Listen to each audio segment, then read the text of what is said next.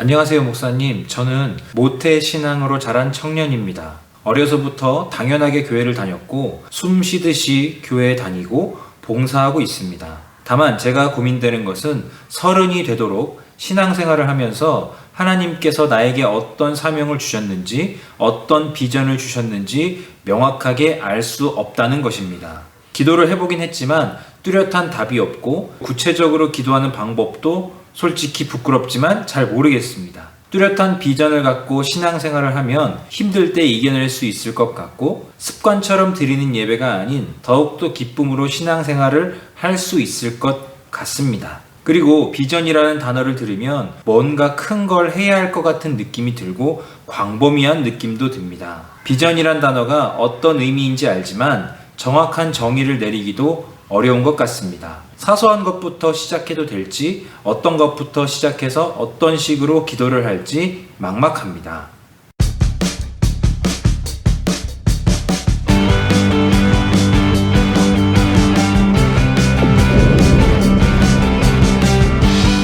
안녕하세요. 신앙맛집 박민수 목사입니다. 저는 개인적으로 교회에서 서로 하지 말아야 될 질문, 하지 않으면 좋은 질문이 3가지 있다고 생각합니다. 3위, 너 그거 기도해 봤어? 2위, 기도했는데 응답 받았어? 1위, 너 비전이 뭐야? 이런 질문들 교회 안에서 서로 하실 때는 굉장히 조심스럽게 하셔야 돼요. 질문을 받는 사람 입장에서 평생의 고민일 수도 있거든요. 그 중에도 단연 너 비전이 뭐니? 라는 질문은 정말 친한 사이, 오래 보아서 서로의 삶을 많이 알고 있는 사이에도 조심스럽게 해야 되는 질문 같아요.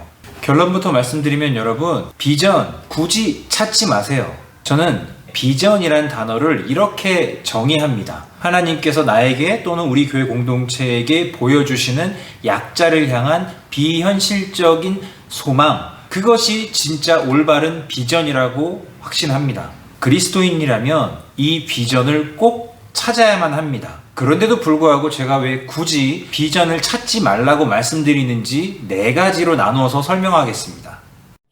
많은 사람들이 비전과 꿈을 혼동하고 있습니다. 유엔이 선정한 세계에서 가장 행복한 나라가 어딘지 아세요? 덴마크입니다. 이 덴마크에서는 아이들이 어릴 때 부모들이 꼭 하지 말아야 될 금기어가 있답니다. 장래 희망. 너 장래 희망이 뭐니? 너 커서 뭐가 될 거니? 이 질문을 하면 안 된대요. 반대로 우리나라는 고정 질문이죠. 너 장래 희망이 뭐니? 너 커서 뭐가 될 거니? 그 질문을 어릴 때부터 받으니까 친구들끼리도 서로 물어보죠. 야, 너는 장래 희망이 뭐야? 직업이 꿈이 될 수 있습니까? 내가 어떤 직업을 이루면 그게 꿈을 이룬 겁니까? 일반적으로 이야기할 때도 직업이란 것은 나의 진정한 인생의 의미를 실현하기 위한 하나의 수단인 거잖아요. 잘못된 장래 희망 개념이 교회 안에 들어와서 교회 안에서 형성된 단어 중에 하나가 비전인 것 같아요. 선교사가 되겠다. 목사가 되겠다. 나는 나중에 사회복지사가 되겠다. 간호사가 되겠다. 이거를 하나님 앞에서 비전으로 설정을 하는 거, 이거 되게 웃긴 거예요. 이 직업은 하나님 무조건 좋아하실 거야. 그래서 그 직업을 내가 이루면 그게 비전을 이룬 걸까요? 그런 말도 안 되는 논리가 어디 있습니까? 우리가 이런 식으로 비전과 꿈을 혼동하고 있다면 차라리 비전을 찾지 않는 게 낫습니다. 건강한 비전은 하나님과의 인격적인 관계 안에서만 나옵니다. 아까 제가 정의해드렸죠. 비전이란 건 하나님이 나에게 보여주신 또는 우리에게 보여주신 약자를 향한 비현실적인 소망. 진짜 비전은요, 내가 뭔가를 설정하는 게 아니에요. 하나님께서 먼저 나에게 보여주신 것을 우리가 따라가는 게 비전이에요. 그게 각 사람마다 다릅니다. 사도 베드로는 예루살렘 교회를 잘 지키는 게 비전이었다면 사도 바울은 이방인들에게 돌아다니면서 예수 그리스도를 전하는 게 그의 비전이었거든요. 각자에게 보여주신 게 있어요. 하나님께서 나에게 보여주시는 게 비전이라면 여기서 제일 중요해지는 건 하나님과 좋은 관계죠. 그걸 저는 지금 인격적인 관계라고 표현하는 겁니다. 하나님께서 강제로 뭘 시키는 게 아니에요. 우리가 하나님께 영광을 돌리기 위해서 강제로 뭔가 꾸역꾸역 우리의 꿈을 설정하고 그런 게 아니에요. 자연스럽게 하나님과의 관계가 깊어지고 성숙해지면 하나님께서 나에게 보여주시는 게 있습니다. 내가 보려고 하기 전에 하나님과 인격적인 관계가 풍성해지면 하나님께서 나에게 먼저 보여주신다는 겁니다.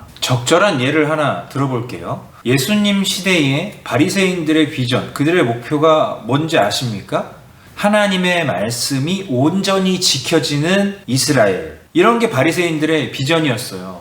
그런데 그들의 꿈이 하나님과 인격적 관계 안에서 설정된 게 아니니까 예수님이 오셨을 때 예수님을 결코 받아들일 수 없는 지경까지 가게 된 겁니다.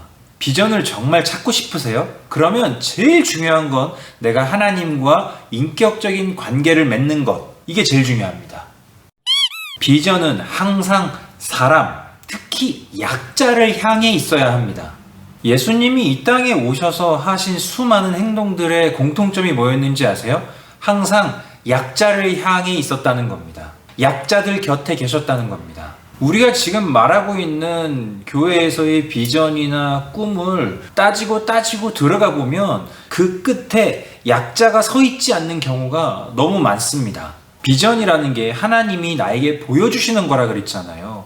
그럼 하나님이 나에게 보여주시는 거면 하나님의 시선일 거예요. 그런데 하나님의 시선은 항상 약자, 소외당하는 자를 향해 있어요. 그런데 우리가 말하는 비전이 내 개인의 자기 개발 또는 내 개인의 자아 실현 이런 거에 치중될 때가 굉장히 많아요. 지금 질문해 주신 분도 이 질문이 나쁘진 않은데 참 선한데 이 질문의 내용을 조금 예민하게 따지고 들어가 보면 내 개인이 좀 명확하게 신앙생활을 하고 싶은 목표가 더 큰 것 같아요. 그런 맥락 속에서 비전을 찾으려고 하시면 더 찾아지지 않고요. 그런 상태에서 뭔가 비전을 설정한다고 해도 그 비전이 하나님이 보여주신 건강한 꿈이 되리라고 보기에는 어렵습니다.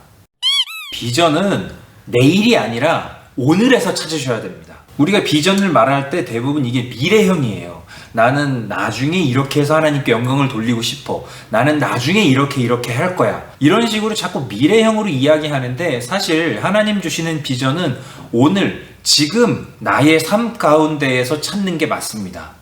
하나님은 결코 우리에게 내일을 위한 오늘을 살라는 식으로 말씀하지 않으십니다. 오히려 오늘의 삶 가운데에서 하나님을 경험하고 누리라고 항상 말씀하십니다. 내일에서 비전을 끌어올 게 아니라 오늘 나를 인도하시는 하나님과 동행하면서 하나님이 나에게 보여주시는 것들을 계속 받아들이는 거죠. 지금 제가 말한 논리대로 한다면 우리의 적절한 삶의 태도는 되게 쉽게 결정되죠. 오늘 나에게 주어진 삶에 충실하게 사는 겁니다. 오늘 영상에서 모든 내용을 다 기억하지 못하시더라도 이거 한 가지만 기억하십시오. 비전이 뭐라고요? 하나님께서 나에게 보여주신 약자를 향한 비현실적인 소망.